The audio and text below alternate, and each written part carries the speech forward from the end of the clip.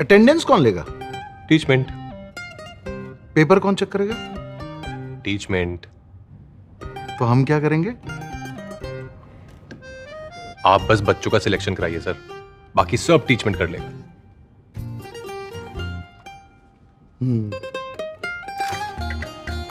चाहे जैसी भी जरूरत हो, टीचमेंट पे टीचिंग आसान है।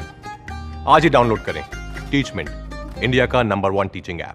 हेलो एवरीवन, मैं वंदना आप सभी का मोस्ट वेलकम करती हूँ अपने यूट्यूब चैनल वंदना स्टडी क्लासेस में। दोस्तों, हम लेकर आए क्लास 11th केमिस्ट्री का आपका पूरा का पूरा सॉल्यूशन। तो केमिस्ट्री का आपको पूरा सॉल्यूशन इस वीडियो में मिल जाएगा। ये आपके लिए पूरा सॉल्यूशन हमने तैयार किया हुआ है, तो ये पूरे क्वेश्चन के आंसर आपको इस वीडियो में मिल जाएंगे। तो चलिए वीडियो को देख लेते हैं। पहला जो हमारा पेज है ये थोड़ा सा ब्लर हो गया है, आपको टेंशन नहीं लेना है, इसमें केवल हम लिखते जाएंगे, आपको आंसर इसके लिखते जाना है, ठीक।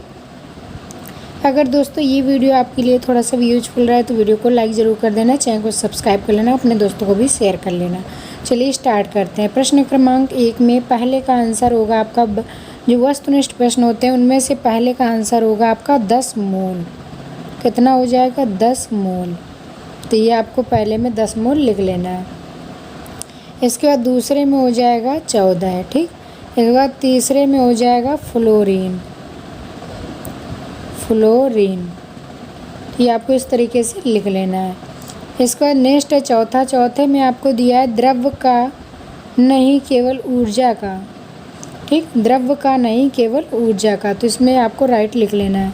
5वें का है दोनों ए और बी दोनों सही है, ठीक। ए और बी दोनों सही है। ये थोड़ा सा पहला पेज ब्लर है, इसमें आप लिख लीजिएगा, हमने बता दिया है, क्लियर हो गया होगा आपको। इसके बाद क्वेश्चन नंबर 2 का आंसर है, पहले में आपको लिखना है थूरे। इसके बाद नेक्स्ट है सेकंड नंबर का, बी नंबर में आपको लिखना है एस ब्लॉक, ठीक। इसके बाद सी का आंसर होगा ठोस CO2। नेक्स्ट है आपका डी नंबर का आंसर एसिटिक अम्ल।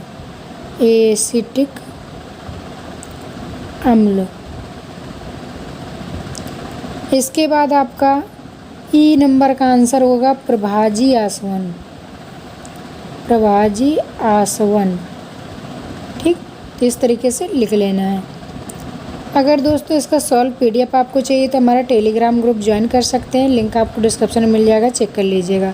वंदना स्टडी क्लासेस के नाम से हमारा टेलीग्राम ग्रुप बना हुआ है, जहां आपको सभी सब्जेक्ट के सॉल्यूशन PDF दिए जाते हैं। तो अगर आपने अभी तक ज्वाइन नहीं किया तो ज्वाइन कर लीजिएगा। अगर आपने इस वीडियो को अभी तक लाइक नहीं किया तो लाइक ज़रूर कर लें, चैनल को सब्सक्राइब कर लें, अपने दोस्तों को भी शेयर कर दें ताकि उनको भी केमिस्ट्री का फुल सॉल्यूशन मिल जाए। चलिए नेक्स्ट क्वेश्चन देखेंगे। आ नंबर का गीगा बराबर कितना हो जाएगा? 10 की घात 9। इसके बाद एम्पियर का मैच करना है आपको किससे? विद्युत धारा का मात्रक। निष्क्रिय गैस, इनमें से निष्क्रिय आपको गैस बतानी थी, तो ये होगी CH2P6, ठीक। CH2P6। मानव रुधिर का pH मान आपको मैच कर देना 7.4 से, ठीक। इसके बाद नेक्स्ट है हाइड्रोलित का आपको कर देना है C4H2, ठीक। तो ये आपको इस तरीके से कर देना है।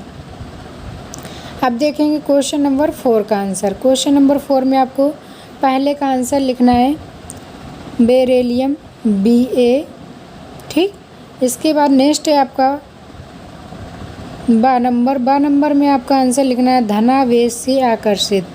क्या लिखना है? धनावेश से आकर्षित, ये आपको लिख लेना है। इसके बाद नेक्स्ट है आपका सा नंबर का आंसर आपको लिखना है एरोमेटिक, ठीक। इसमें एरोमेटिक आपको लिख लेना है। नेक्स्ट नंबर का आपका द नंबर का क्वेश्चन होगा 11.2 लीटर। तो ये आपको इस तरीके से लिख लेना है। इसके बाद ई नंबर का आंसर होगा आपका चतुष्फलकी। क्या हो जाएगा? चतुष्फलकी। ये आपको आंसर लिखते जाना। हम इसलिए लिख रहे हैं क्योंकि थोड़ा सा ब्लर है फ़ोटो, तो आप अच्छे से समझ पाएँ। इसके बाद देखें क्वेश्चन नंबर 5 का आंसर। क्वेश्चन नंबर 5 का आंसर देखना है, बाल्मर सर्टेज वी क्षेत्र, ठीक।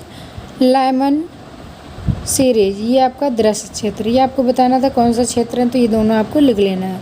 इसके बाद क्वेश्चन नंबर 6 का आंसर आपको देखना है, अपरूपता क्या है। अपरूपता क्या है, किसे कहते हैं, जब कोई तत्व कई तत्वों रूपों में मिलता है तो तत्व के इस गुण को अपरूपता कहते हैं। कार्बन के अपरूप होते हैं गैस, कार्बन, कोयला, हीरा, ग्रेफाइट, ठीक। तो ये आपको 6वें का आंसर लिख लेना है। ये अब देखें क्वेश्चन नंबर 7 का आंसर। क्वेश्चन नंबर 7 में आपको देखना है, बोर्ड रासायनिक अभिक्रिया का समीकरण देना है। बोर्ड रासायनिक अभिक्रिया क्या होती है, समीकरण और परिभाषा दोनों लिख देना है आपको। जब किसी एल्किल हैलाइड पर शुष्क ईथर की उपस्थिति में सोडियम से क्रिया कराई जाती है तब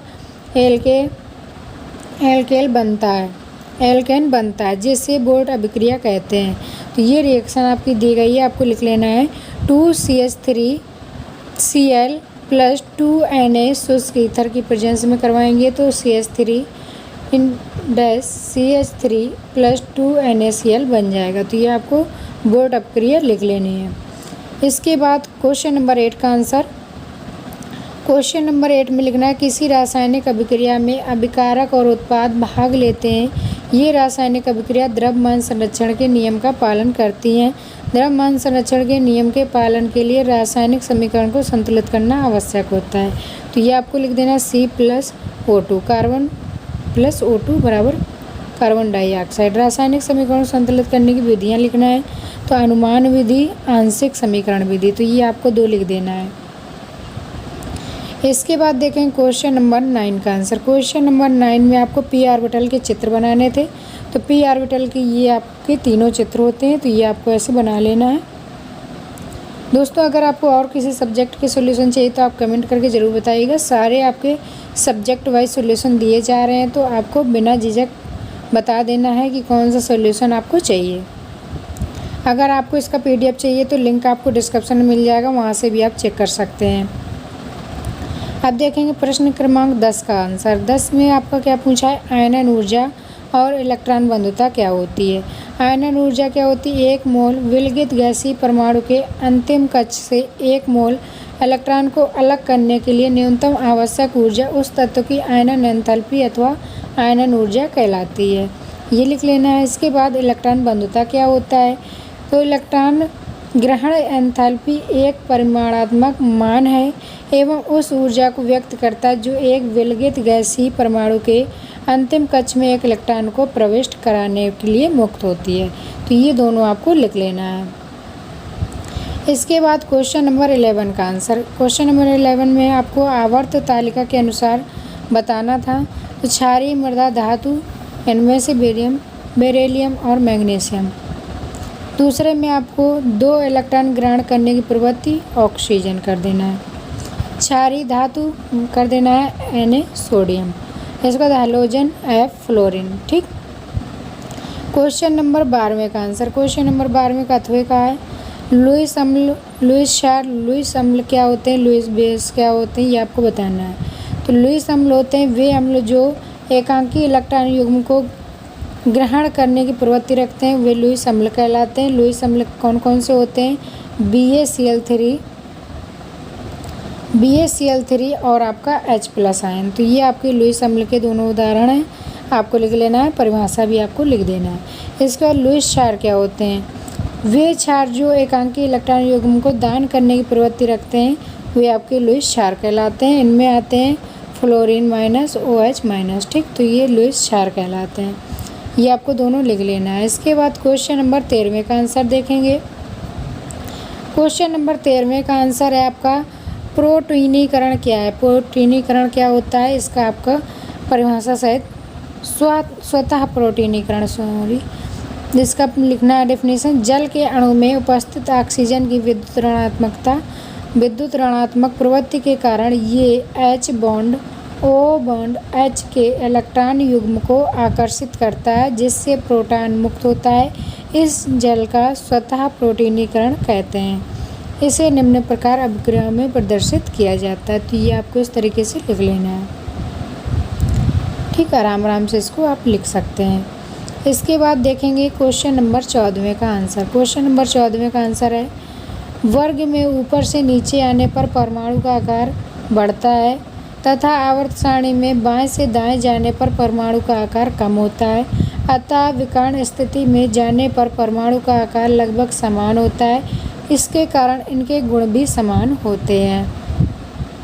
लिथियम और मैग्नीशियम दोनों कठोर होते हैं। लिथियम और मैग्नीशियम दोनों को गर्म करने पर कार्बन के साथ संयोग करते हैं। तो ये आपको 14वें का आंसर लिख देना है।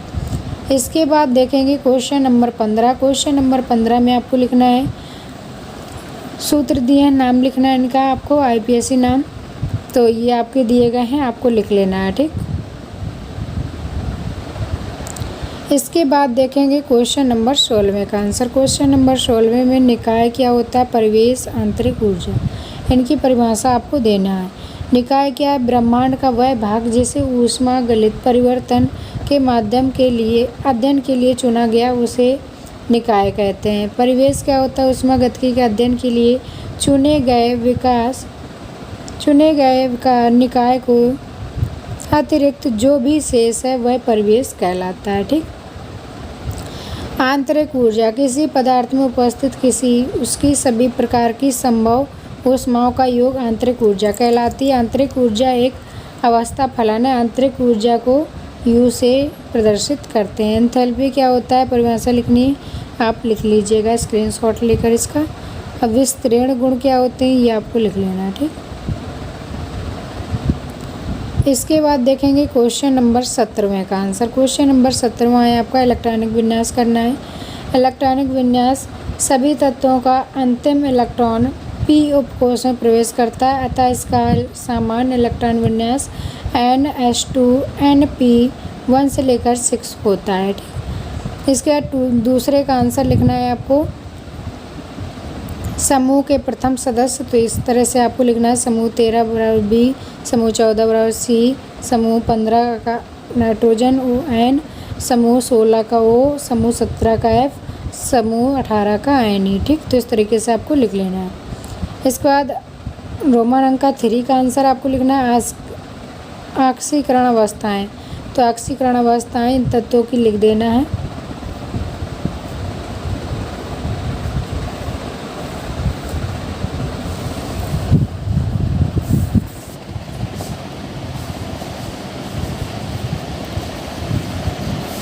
इसके बाद आ जाता है आपका रोमन अंक का 4 का आंसर। तो 4 का श्रृंखलन का गुण लिखना है। अधिकांश परमाणु श्रृंखला युक्त यौगिक बनाते हैं, ये आपको लिख देना है। इसके बाद 5वें का है बहुबंध बनाने का गुण, तो ये आपको लिख देना है। प्रथम सदस्य को छोड़कर बाकी p∼DN के बंध द्वारा स्वतः एक दूसरे के लाइन के तत्वों के बाद बहुबंध बनाते हैं, तो ये आपको बहुबंध लिख देना है। अब हम लोग देखेंगे क्वेश्चन नंबर 18 का आंसर। क्वेश्चन नंबर 18 में पदार्थ दिए, रासायनिक सूत्र और IUPAC नाम लिखना है।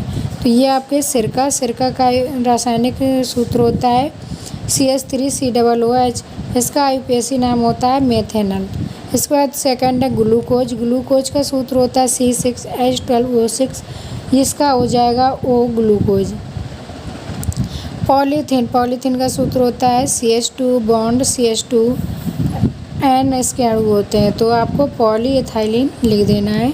जहरीली शराब का होता है CH3OH, ये होता है मेथेनॉल। क्लोरोफॉर्म का होता है CHCl3 ट्राइक्लोरोमेथेन। तो इनके रासायनिक सूत्र आपको 18वें नंबर के क्वेश्चन में लिख देना है। ठीक, तो ये थे आपके क्वेश्चन 18 तक के पूरे सॉल्यूशन। अगर दोस्तों ये वीडियो आपके लिए थोड़ा सा भी यूजफुल रहा हो, हमारी मेहनत आपको पसंद आई हो, वीडियो आपके लिए यूजफुल हो, तो वीडियो को लाइक कर दें, चैनल को सब्सक्राइब कर लें, अपने दोस्तों को भी शेयर कर दें ताकि उनको भी पूरे क्वेश्चन का सॉल्यूशन मिल पाए। तो चलिए दोस्तों, विदा लेते हैं, मिलेंगे नेक्स्ट वीडियो में इसी इंटरेस्टिंग और इम्पोर्टेंट वीडियो के साथ। तब तक के लिए bye bye, thanks for watching. अगर आपने अभी तक हमारा टेलीग्राम ग्रुप ज्वाइन नहीं किया तो टेलीग्राम ग्रुप ज़रूर ज्वाइन कर लें, वहाँ आपको पूरे सॉल्यूशन का PDF मिल जाएगा। चलिए दोस्तों, विदा लेते हैं, मिलेंगे नेक्स्ट वीडियो में, बाय बाय।